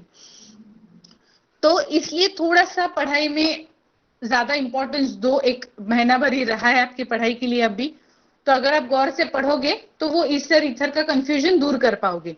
ठीक है, जैसे आपके टेक्स्ट बुक में मेनली जिक्र ही ईस्टर का किया है, ईथर का इतना कुछ मेंशन ही नहीं किया, तो उतना ज्यादा टेंशन लेने की जरूरत नहीं है। जब 12th के आफ्टर वाली जो सीईटी होती है या नीट होती है एग्जाम्स, उनमें थोड़ा कंफ्यूजन होता है, क्योंकि बहुत सारे फंक्शनल ग्रुप्स होते हैं, लेकिन आपको उतनी दिक्कत नहीं है। फिर भी याद रखिए, अभी झटक से ईस्टर आ जाता है, एग्जाम के टाइम पे अंडर प्रेशर वो कंफ्यूजन होने शुरू होता है दो चीजों के बीच में, वो अवॉइड करने के लिए आपको अच्छे से पढ़ के जाना जरूरी है। ओके, और अपने मन को शांत रखना जरूरी है। So please do that in these 20 और 30 days which you are getting now before exam. अच्छे से रिविजन करते रहिए। Okay, now next question, many nucleotides bond together to form. अब ये भी वो मोनोमर्स और पॉलीमर्स के बीच वाला क्वेश्चन है। तो अगर आपने पढ़ा होगा या अभी सुना होगा, जैसे मैंने उसमें बता दिया था।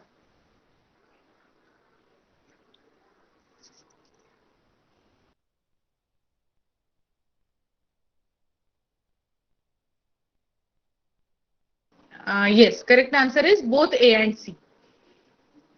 डीएनए और आरएनए दोनों न्यूक्लियोटाइड्स के बॉन्डिंग से फॉर्म होते हैं। तो DNA and RNA are polymers in which monomers are nucleotides.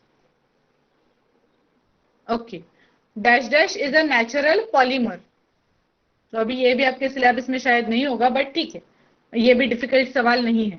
Natural और मैनमेड, ये दो टाइप्स के पॉलीमर्स होते हैं। पॉलीमर्स मतलब जो चीजें एक एक चीज ऐड करके, सिंपल एग्जांपल में जो देती हूँ हमेशा पॉलीमर्स और मोनोमर्स एग्जाम याद रखने के लिए, वो ऐसा होता है, हम जो गले में माला पहनती है लड़कियां, वो अगर मोती से बनी हो तो एक मोती मतलब मोनोमर, और वो मोती जोड़ के जब माला बन जाएगी पूरी, तो that will be a polymer. Okay, तो single unit is monomer, multiple units are polymers. So जो नेचुरली प्रेजेंट है एनवायरमेंट में, जैसे प्रोटीन्स है, कार्बोहाइड्रेट्स है, फैटी एसिड्स है, डीएनए आरएनए है, मतलब न्यूक्लिक एसिड्स, ये सारी चीजें पॉलीमर्स होती है, क्योंकि किन्हीं एक चीजों को जोड़ के ये पूरी की पूरी चीज बनाई जाती है। और जो एक एक चीज जुड़ जाती है विच इज मोनोमर। और इनके अब दो टाइप से पॉलीमर्स के, नेचुरल, जो नेचुरली मैंने जितने कहे, कार्बोहाइड्रेट्स मतलब पॉलीसैकेराइड्स, न्यूक्लिक एसिड्स मतलब डीएनए एंड आरएनए, प्रोटीन्स और फैटी एसिड्स या लिपिड्स, ये चार मेन नेचुरली अकरिंग पॉलीमर्स हैं।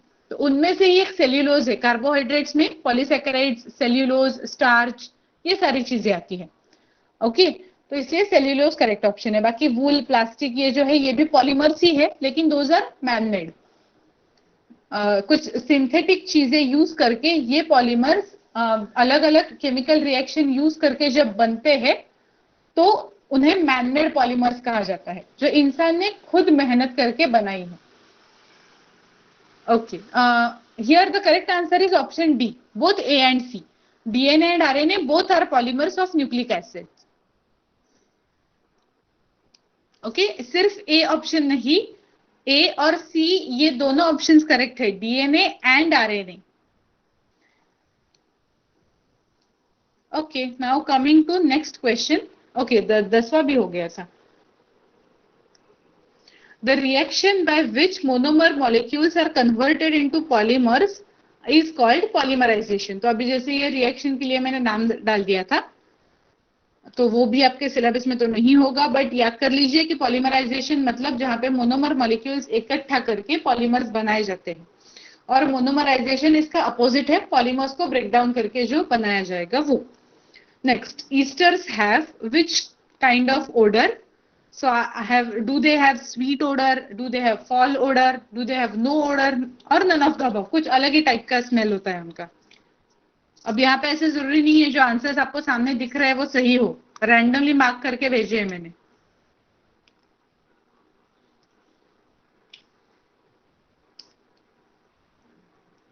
Okay, so everyone is sure for sweet odour. कौन सी नेचुरल चीजों से ये स्वीट ओडर हमें ईस्टर्स का मिलता है, याद है आपको?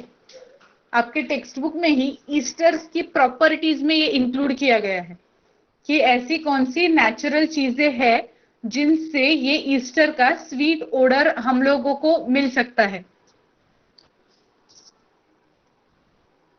थोड़ा सा if you could just go through your text book, you can get this answer. Fruits. Okay, fruits का जो स्वीट ओडर है that is because of presence of esters. Okay, ऐसा आपके टेक्स्ट बुक में दिया गया है। So that is again important part कि फ्रूट्स में कौन सा फंक्शनल ग्रुप मेनली प्रेजेंट है। उस टाइम पे भी आपको ईस्टर याद होना जरूरी है। तो आप क्या कर सकते हो कि ईस्टर की जो जनरल प्रॉपर्टीज टेक्स्ट बुक में दी गई है वो पढ़ के जा सकते हो। Okay, now next is ethanoic acid contain dash acid as its functional group. तो फंक्शनल ग्रुप के दौर पे इथेनॉइक एसिड में कौन सा एसिड रहता है?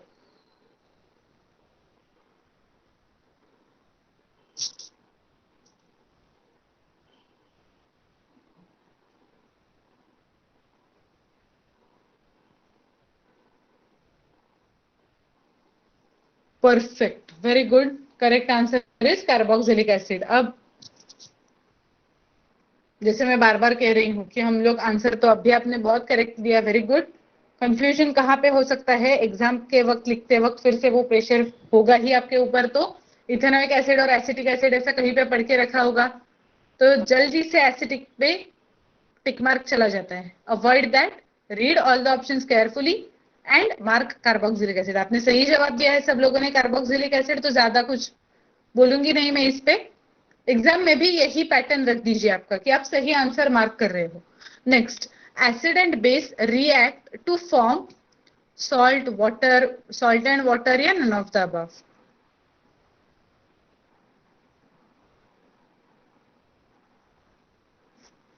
Yes, the correct answer is salt and water. NaOH और HCl अगर हमने मिक्स कर लिया तो हमें क्या मिलता है, NaCl which is a salt and H2O which is water.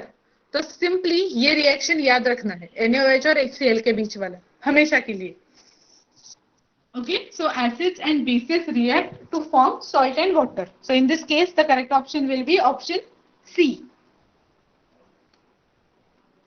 Is it clear? जैसे ऑप्शन A और B दोनों में मैंने सॉल्ट वाटर इन दोनों का यूज किया है, बट सिर्फ जल्दी में आके आपको सॉल्ट मार्क कर दिया या जल्दी में आके सिर्फ वाटर मार्क कर दिया, ऐसा नहीं है। आपको यहाँ पे भी ऑप्शंस केयरफुली पढ़ने हैं, और जो सबसे सही है which is salt and water, दोनों का इस्तेमाल किया गया है ना, तो दोनों सही है, तो सी ऑप्शन मार्क करना है।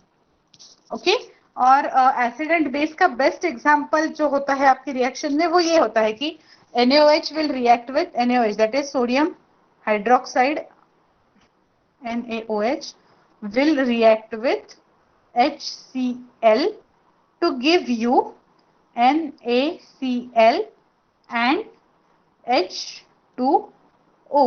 तो इसमें भी आपको समझ में आएगा कि NaCl तो हम लोगों को पता है, कॉमन सॉल्ट जो घर पे हम लोग यूज करते हैं, दैट इज NaCl। सो उस वजह से आपको पता चलेगा कि NaOH is a base, HCl is a acid, and when they react, what do they form is NaCl, that is salt, and H2O, that is water। ये तो आसानी से क्लियर हो गया एग्जाम्पल के इस्तेमाल से, ठीक है। तो इसलिए 14th का करेक्ट आंसर है option C, salt and water. Now next question, in some countries dash is used as an additive to increase the efficiency of petrol, alcohol, acetic acid, ester, और नन ऑफ द अबव?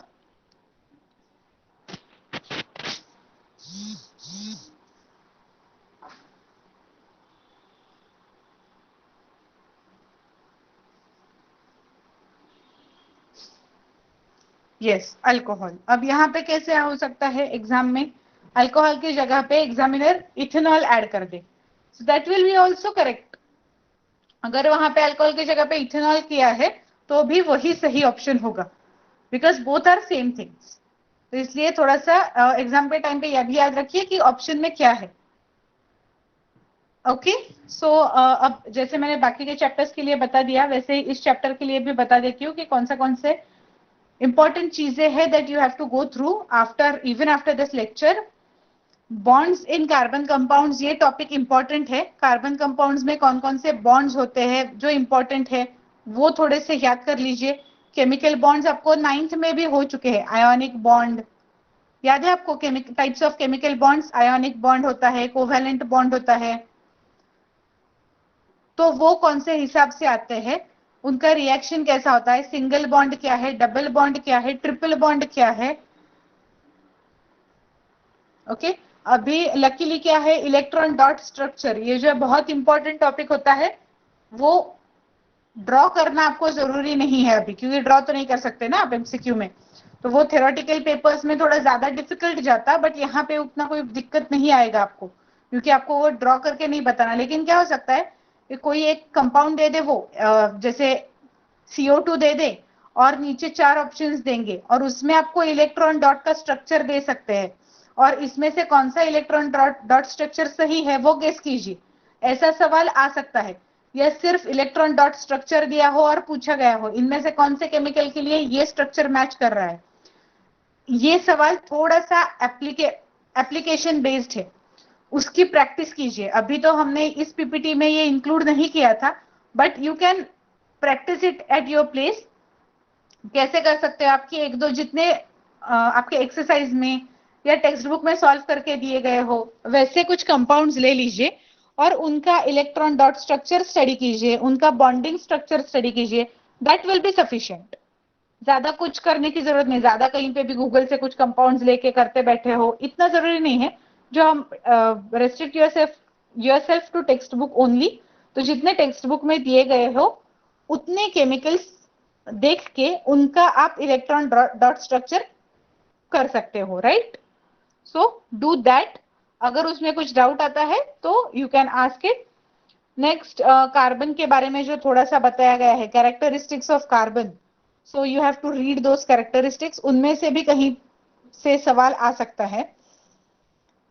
उसके बाद हमने यहाँ पे भी discuss कर लिया single bond, double bond, triple bond. तो सैचुरेटेड अनसैचुरेटेड का मीनिंग क्या होता है वो कर लीजिए।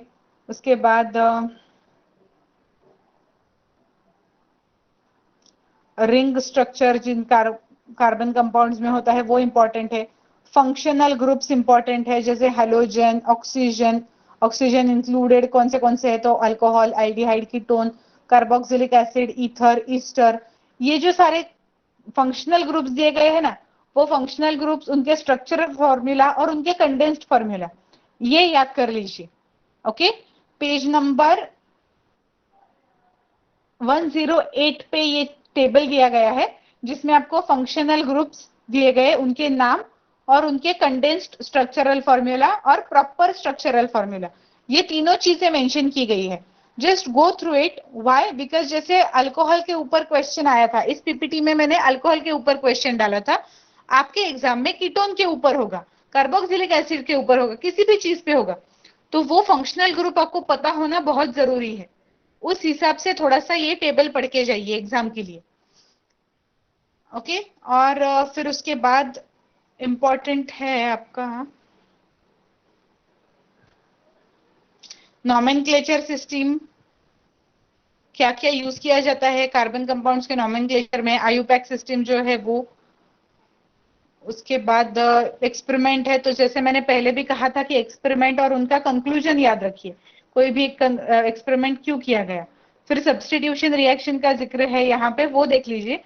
और उसके बाद वाला हमने थोड़ा ज्यादा डिस्कस किया है आज के लेक्चर में, जैसे इथेनॉल और इथेनोइक एसिड है, और फिर डिहाइड्रेशन रिएक्शंस होती है। पॉलीमर्स, पॉलीसैकेराइड्स तो आप कह रहे हो कि नहीं है, सो दैट इज फाइन, उसके बारे में नहीं पढ़ोगे तो भी चलेगा, जितना लेक्चर में सुना है दैट विल बी सफिशिएंट। और बाकी की तो यही चीजें, सो that will finish your this chapter. तो आप एक काम कर सकते हो कि आज लेक्चर हुआ है, कल का दिन आपको मिलेगा, कल के दिन में ये चैप्टर, जितने भी तीनों चैप्टर्स है, जो पॉइंट्स हमने पीपीटी में इंक्लूड नहीं किए गए हो, वो पॉइंट्स थोड़ा सा ज्यादा पढ़ लीजिए। और उसके ऊपर आपको क्या लग रहा है कि कौन से एमसीक्यूज आ सकते हैं, कैसे आप और अच्छे से ये चैप्टर को पढ़ सकते हो, वो थोड़ा सा देख लीजिए और कंप्लीट कर लीजिए। Okay, so is it clear? कोई डाउट है? जितना हमने पढ़ा उसमें कुछ डाउट है? हमने साइंस पार्ट 2 के 7, 8, 9, 10 चैप्टर्स किए थे लास्ट वीक।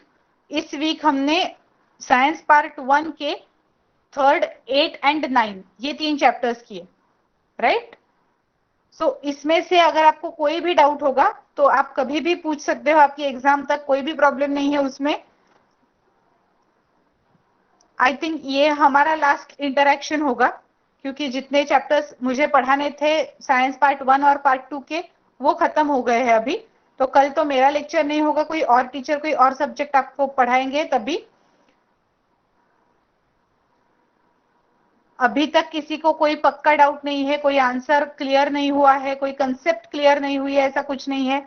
ऐसा भी अगर होगा कि आपको बाद में ऐसा रियलाइज हो कि लेक्चर के टाइम पे समझ आया था बट अभी याद नहीं आ रहा, तो भी आप पूछ सकते हो जब भी आपको डाउट आएगा तब।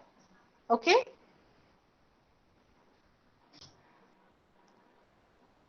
सो ये हमारा लास्ट लेक्चर होगा। So all the best for your exam. अच्छे से लिखिए, कोई टेंशन मत लीजिए एग्जाम का। आप लोगों ने साल भर पढ़ाई की ही है, थोड़ी सी पढ़ाई आपको ज्यादा करनी है। वो कौन से वे में, क्योंकि थोड़ा अलग पेपर पैटर्न आपको देना है इस टाइम।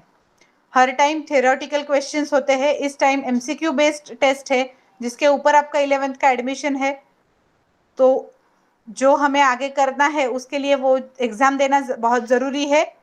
टेंशन मत लीजिए, शांति से पूरा का पूरा पेपर पढ़ लीजिए, सारे ऑप्शंस पढ़ लीजिए और आंसर मार्क करते जाइए, और थोड़ा कॉन्फिडेंस रखिए कि आपने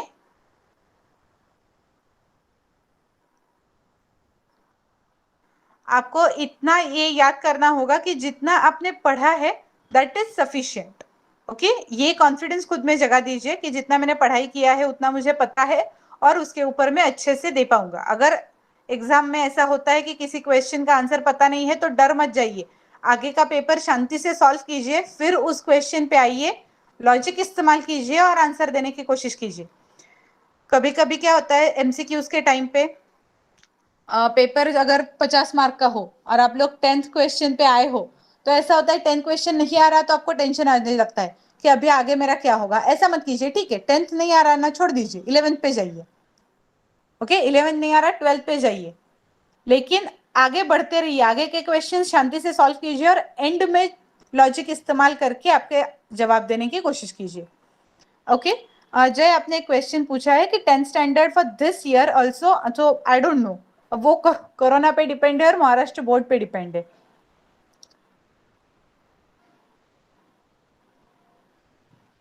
Okay, so for now, thank you and bye. All the best for your exam. Do well. Your class test, you can ask Vaishali ma'am. For class test, you can ask Vaishali ma'am.